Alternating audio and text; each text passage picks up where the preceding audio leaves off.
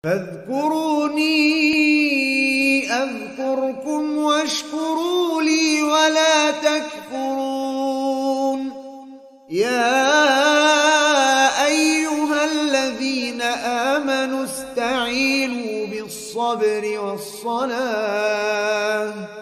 إن الله مع الصابرين. Allah Subhanahu wa taala berfirman, wala ya'uduhu hifdzuhuma wa huwal aliyyul azim.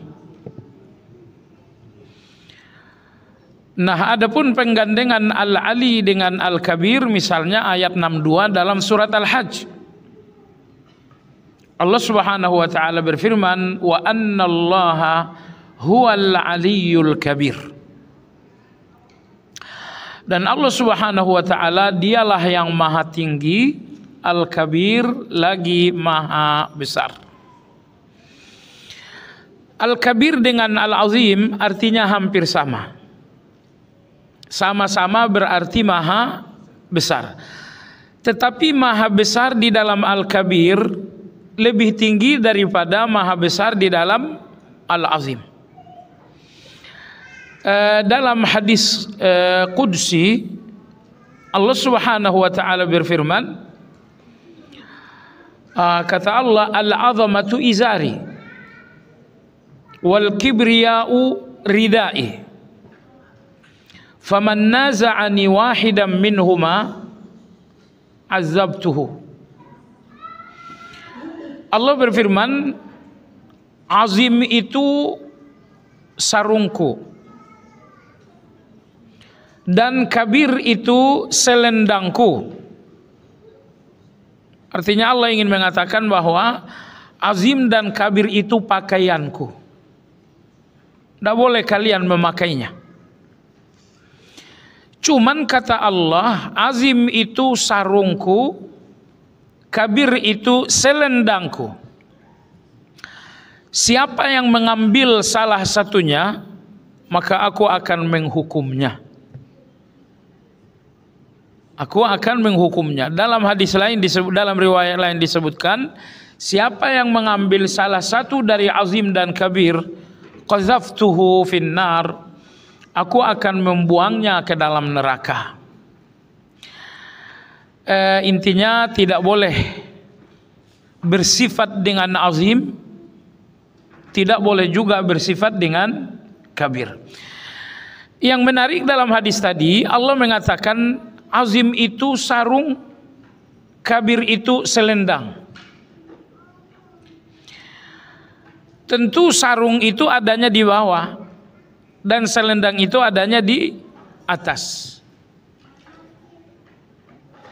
Nah, ketika Allah mengatakan kabir itu adalah selendang, azim itu adalah sarung, ini berarti kabir lebih tinggi daripada azim. Jadi dua-duanya sama berarti agung, sama-sama berarti besar. Tapi maha besar di dalam Al-Kabir lebih tinggi daripada maha besar di dalam Al-Azim. Baik. Jadi Allah menyebutkan Al-Ali dalam Al-Quran selalu digandengkan dengan Al-Kabir, kalau tidak digandengkan dengan Al-Azim.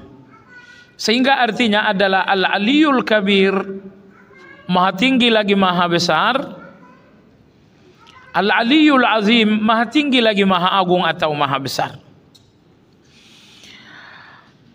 Kenapa Al-Ali dan Al-Kabir, maha tinggi dan maha besar, selalu digandengkan dalam Al-Quran? Karena jamaah sekalian, maha tinggi tanpa maha besar bukan kesempurnaan. Maha besar tapi tidak maha tinggi, itu pun tidak memberikan makna kesempurnaan. Jadi kesempurnaan itu adalah gabungan dari tinggi dan besar. Bahkan dalam bahasa sehari-hari pun kita selalu mendeskripsikan kesempurnaan seseorang bahwa dia tinggi besar. Dan apa yang menjadi kesempurnaan bagi manusia, Allah lebih berhak atas kesempurnaan itu. Sempurnanya manusia saat kita gambarkan tinggi besar. Kalau ini kesempurnaan bagi manusia, maka Allah lebih berhak atas kesempurnaan seperti itu. Hanya saja tinggi besar manusia tentu dengan segala keterbatasan. Tetapi tinggi besarnya Allah dengan segala kesempurnaan.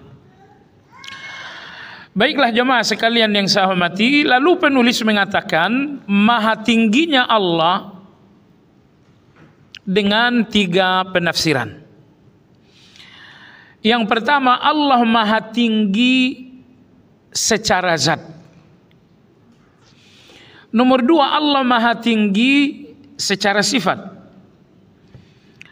Lalu yang terakhir, uluwul qahar, bahwa Allah maha tinggi dalam hal kemampuan dan kekuatan. Baik, kita mulai dari maha tinggi yang pertama. Maha tinggi zat Allah subhanahu wa ta'ala. Ini udah belum sih? Belum, yakin belum? Berarti di tempat lain. Allah maha tinggi zatnya. Dalam keyakinan ahli sunnah wal jamaah, Allah subhanahu wa ta'ala bersemayam di atas arsy. Tapi ingat, tidak ada ahli sunnah yang mengatakan Allah bertempat di arsy, tetapi bersemayam di atas arsy. Apa arti bersemayam? Bersemayam itu artinya Allah menetap di atas arsy. Dalam hadis sahih, Nabi Shallallahu Alaihi Wasallam bersabda, Allah mengizinkan aku mengabarkan kalian tentang malaikat-malaikat yang memikul arsy itu. Saat ini arsy dipikul oleh 4 orang malaikat, dan nanti pada hari kiamat arsy itu akan dipikul 8 orang malaikat. Allah berfirman dalam Al-Quran, wa yahmilu arsya rabbika fawqahum yawma idzin tsamaniyah. Pada hari itu, yakni pada hari kiamat, arsy akan dipikul oleh 8 orang malaikat. Jadi kalau sekarang 4, nanti 8. Ada tambahan 4 malaikat lagi. Siapa mereka? Jibril, Mikail, Israfil, nomor 4 saya lupa. Baik, jadi Nabi mengatakan, aku diizinkan Allah mengabarkan kalian tentang gambaran malaikat yang ditugaskan memikul arsy itu. Kata Nabi SAW, antara bahu dan telinganya, kalau antara bahu dan telinga Anda berapa senti?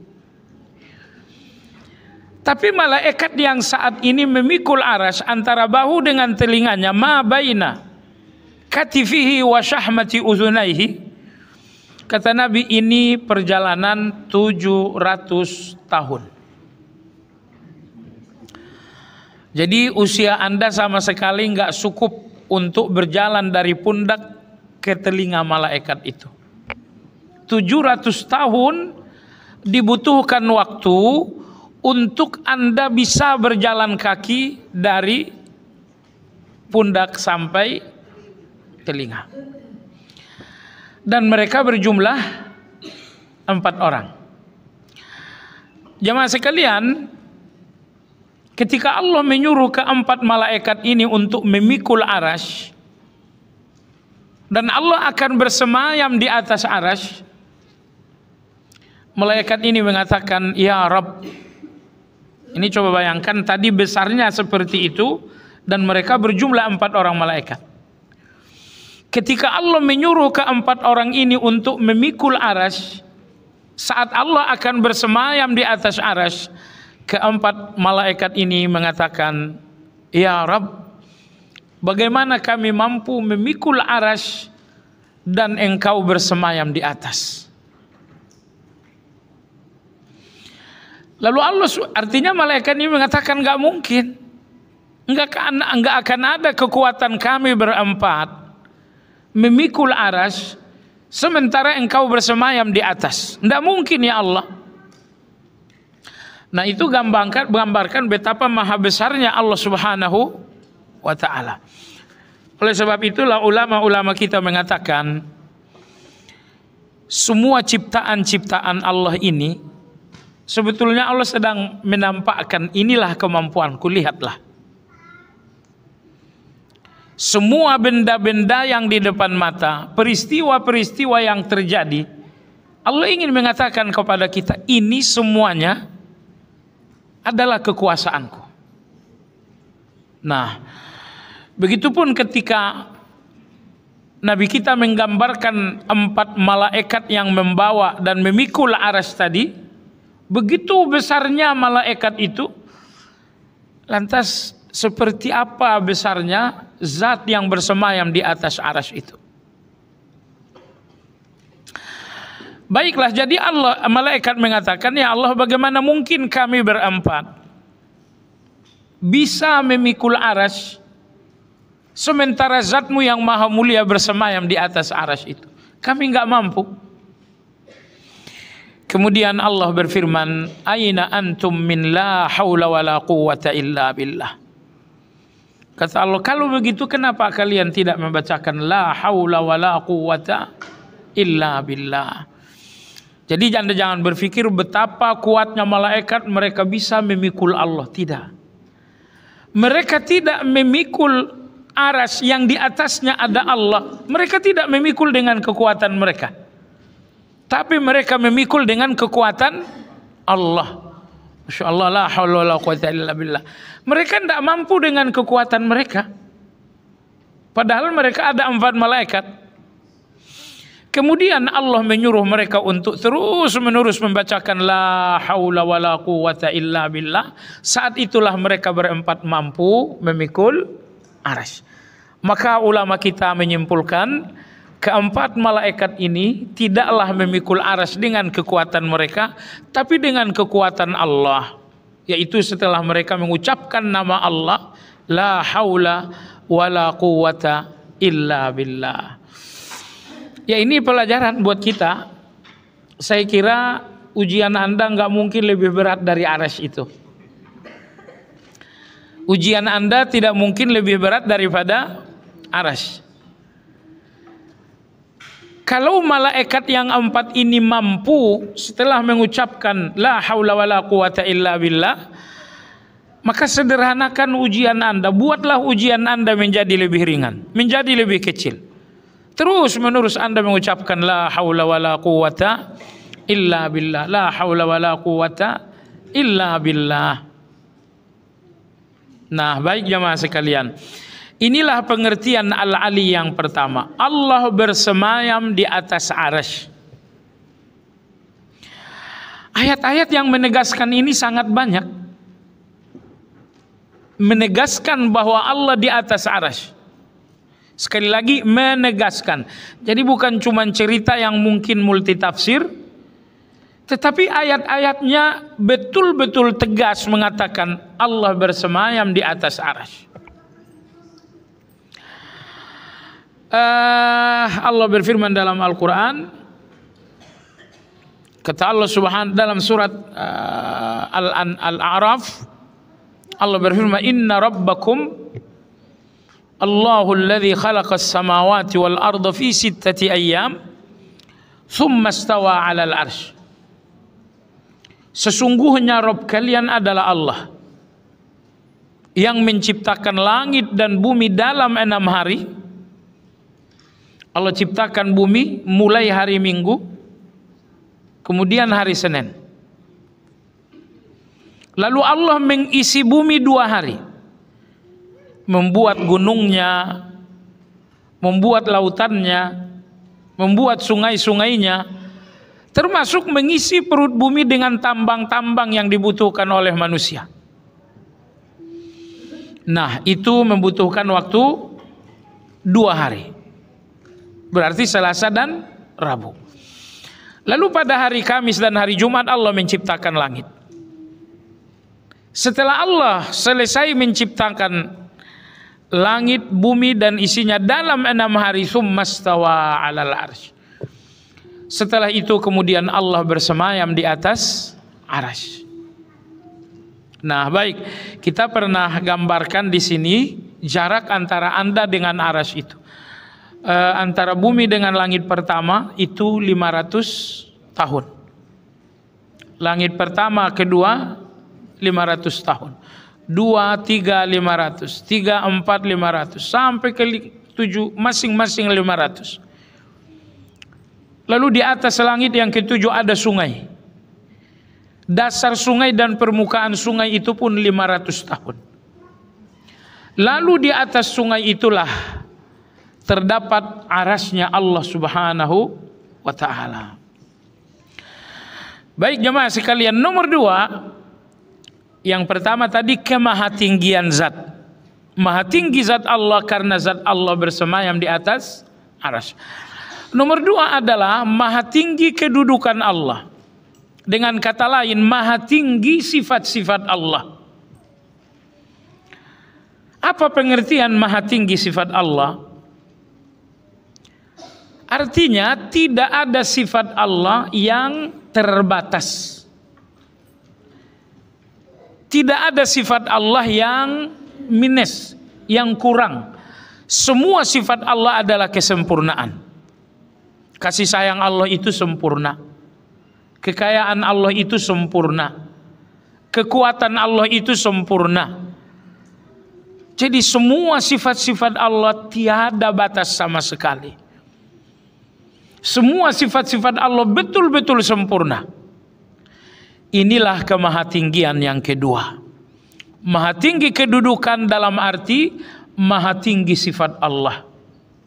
Nah, ini artinya ibu bapak, semua sifat Allah wajib dikembalikan kepada Al-Ali. Wajib dikembalikan kepada Al-Ali maha tinggi. Maksudnya apa? Ketika Anda tahu Allah maha penyayang, kasih sayangnya Allah itu Al-Ali maha tinggi. Anda tahu Allah maha kuat, kuatnya Allah Al-Ali maha tinggi. Anda tahu Allah Al-Ghani maha kaya, kayanya Allah Al-Ali maha tinggi.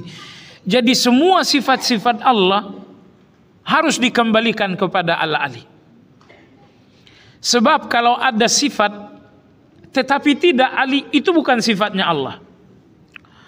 Misalnya si fulan ini memiliki, misalnya ada kekuatan tapi bukan kekuatan yang tinggi, itu bukan kekuatannya Allah. Misalnya ada kekayaan tapi bukan kekayaan yang tinggi, itu bukan kekayaannya Allah. Jadi semua sifat Allah tidak boleh dipisahkan dari Al-Ali. Rahmannya Allah Al-Ali, yang artinya kasih sayang Allah itu maha tinggi. Kekuatan Allah itu Al-Ali, artinya kekuatan Allah itu maha tinggi. Enggak ada batasnya sama sekali. Nah, inilah salah satu keagungan Al-Ali, bahwa Al-Ali tidak boleh dipisahkan dari semua sifat-sifat Allah Azza wa Jalla. Jamaah sekalian, begitu sempurnanya sifat-sifat Allah hingga Allah menyimpulkan pada ayat 110 dalam surat Taha, wala yuhituna bihi ilma. Dan mereka tidaklah mampu ilmu mereka tidaklah mampu menjangkau Allah. Maksudnya apa? Kita dapat mengenal Allah tapi tidak dapat menjangkau Allah. Kita dapat mengenal Allah dengan ilmu kita, dengan akal kita, tapi untuk menjangkau Allah 100% tidak bisa. Nah, jadi semua nama-nama, semua sifat-sifat Allah betul-betul sempurna, sehingga kita tidak punya kemampuan berpikir untuk menjangkau semua sifat-sifat Allah itu, karena semuanya sangat sempurna.